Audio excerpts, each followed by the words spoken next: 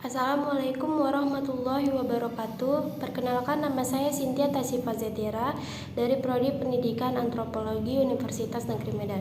Pada video kali ini saya akan memaparkan sedikit materi mengenai aliran perennialisme.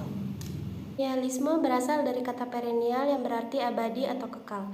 Jika di dalam filsafat pendidikan, perennialisme ini mengungkapkan bahwa pendidikan sebagai suatu jalan kembali atau proses pengembalian manusia pada masa lampau.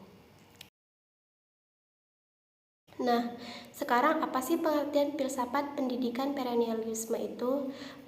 Perennialisme adalah filosofi pendidikan yang berpusat pada guru dan yang berfokus pada ide-ide abadi dan kebenaran universal. Filosofi pendidikan ini bertujuan untuk mempersiapkan siswa untuk hidup dengan mengembangkan kualitas intelektual dan moral mereka melalui penekanan pada pengetahuan serta makna pengetahuan untuk meningkatkan keterampilan berpikir kritis siswa dan pencarian mereka akan kebebasan individu serta hak asasi manusia dan tanggung jawab melalui alam. Selanjutnya adalah saya akan membahas mengenai tokoh aliran perennialisme dalam filsafat pendidikan. Yang pertama adalah Robert Maynard Hutchins. Robert M. Hutchins seorang tokoh yang hidup pada masa 1899 sampai 1977 dan mengemukakan pendapatnya bahwa pendidikan mengimplikasikan pengajaran. Pengajaran mengimplikasikan pengetahuan, pengetahuan adalah kebenaran. Tujuan aliran ini, menurutnya tugas utama pendidikan adalah mempersiapkan anak didik ke arah kematangan.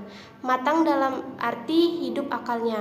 Jadi, akal inilah yang perlu mendapatkan tuntutan. Sekolah rendah memberikan pendidikan dan pengetahuan serba dasar.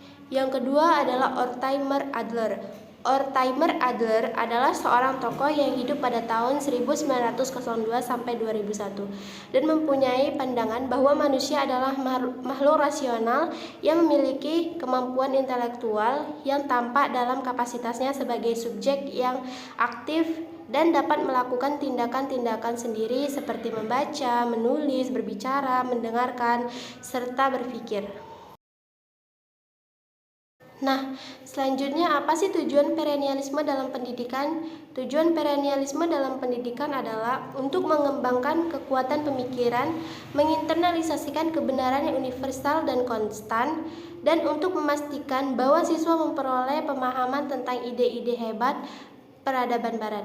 Ini adalah filosofi yang paling konservatif, tradisional, dan fleksibel. Perennialisme merangsang siswa untuk berpikir kritis dan penuh pertimbangan, serta menumbuhkan pikiran nasional. Selanjutnya yaitu mengenai kelebihan dan kelemahan aliran perennialisme. Yang pertama yaitu kelebihan. Perennialisme mengangkat kembali nilai-nilai atau prinsip-prinsip umum yang menjadi pandangan hidup yang kokoh pada zaman kuno dan abad pertengahan. Dalam pandangan perennialisme, pendidikan lebih banyak mengarahkan perhatiannya pada kebudayaan ideal yang telah teruji dan tangguh. Yang kedua, kurikulum menekankan pada perkembangan intelektual siswa pada seni dan sains. Untuk menjadi terpelajar, menjadi kultural, para siswa harus berhadapan pada bidang-bidang seni dan sains yang merupakan karya terbaik dan paling signifikan yang diciptakan oleh manusia.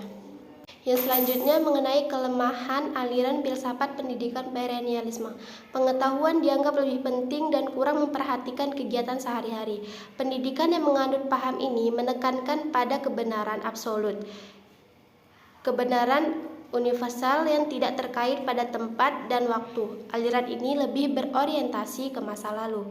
Yang kedua, perennialisme kurang menerima adanya perubahan-perubahan karena menurut mereka perubahan-perubahan banyak menimbulkan kekacauan, ketidakpastian, dan ketidakteraturan terutama dalam kehidupan moral, intelektual, dan sosiokultural.